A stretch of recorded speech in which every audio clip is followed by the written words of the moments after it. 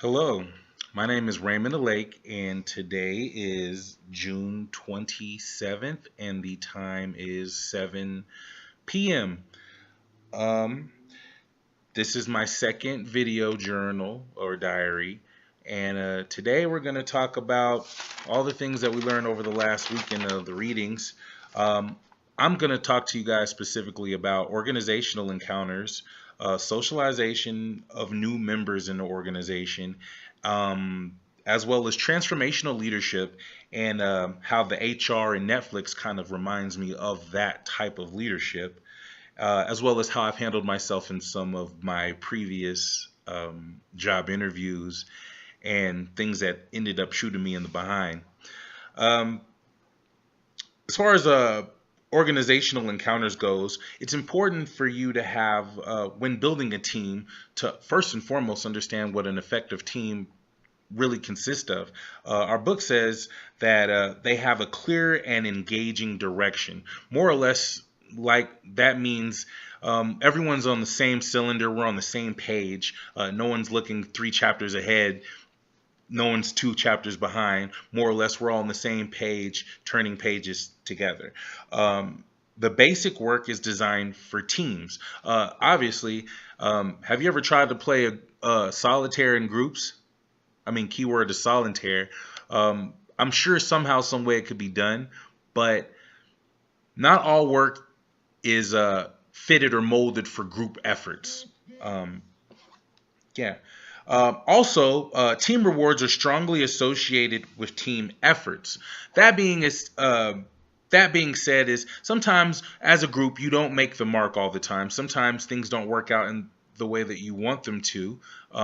You don't make a deadline. Does that mean that productivity slows? Yes, but that doesn't necessarily mean that your team didn't try. There's a such thing as I like to call it a moral victory, even when you don't succeed. And more or less, when it comes to team rewards, it should be based on the overall effort, in my opinion, that a group offers. Um, I enjoyed the Netflix the video. It was very interesting because it's hard for me to see a high company such as Netflix, who I never really kind of compared to Google, who has a very relaxed work environment. For for the head of their HR to speak so highly of the employees and the roles and what they would like to see. They definitely are goal oriented in getting the company up, but her morals and the way that she moves things reminds me more or less of a transformational leader.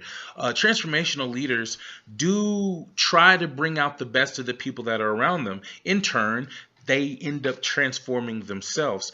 I see her to be an individual in HR that I can't tell if she's really genuine just on the video that we watched. But in my overall opinion of her, she seems to genuinely care about the workers. And the fact that she'd be willing to lay her own title down to be laid off um, shows a level of servitude and going above and beyond that transforms and creates that type of culture that they have. And I thought that was pretty awesome. Um, there was a couple of times in my life where I did not represent myself well in an interview. Um, I, for the last 7 years, have been in hospitality. When I started, one of the requirements on the application said you must be bilingual. Now, knowing fully well that I had only taken a Spanish class maybe 7 years prior in the seventh grade, I did say I was very much bilingual. Fortunately for me, Google Talk saved my life. And over time of saying the same things over and over again, I was able to communicate with my housekeeping staff to get rooms ready, turn rooms over, check who wants a birthday, who's not. In fact, one of the things that we would always joke about, I would always greet them and say, Hola, ¿cómo estás? How are you? They'd say good and muy bien. I'd tell them mucho trabajo, a lot of work. They'd be like, oh yeah. I was like, mucho dinero. They say, no, poquito, small money. So it was a standing joke between us all. We all got a job to do, but it built a camaraderie around us that made it comfortable for people coming into the fold, as well as the people that we were around working. It made work go by easier. Um, Is it bad to embellish? Now, for me, that particular situation worked. But overall, I do think it is bad to embellish.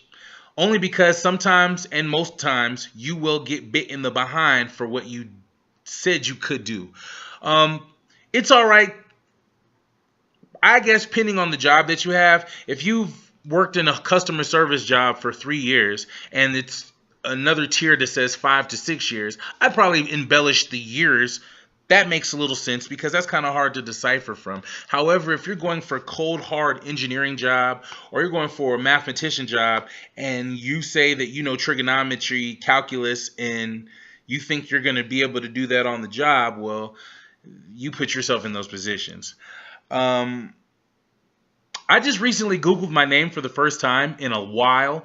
I used to play football for University of Houston, and pretty much that's all that I'm on there for. None of my Marriott, Omni, none of the other jobs that I've worked for. I've tried to keep a low profile life, I guess, and for the most part, it's working. There is one thing that's really interesting that I saw. Back in 2006, I was the little brother of the Big Brother's Little Brother of the Year award in Dallas, Texas, 2006.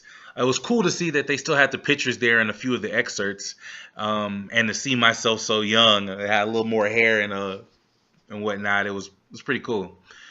Um, I feel like I'm talking my head off. Thank you guys for listening. This has been a great week. I learned a lot through our books and our readings, as well as the extra inserts. You guys let me know what you think, and I'll hope to be responding from you guys soon. Have a good one.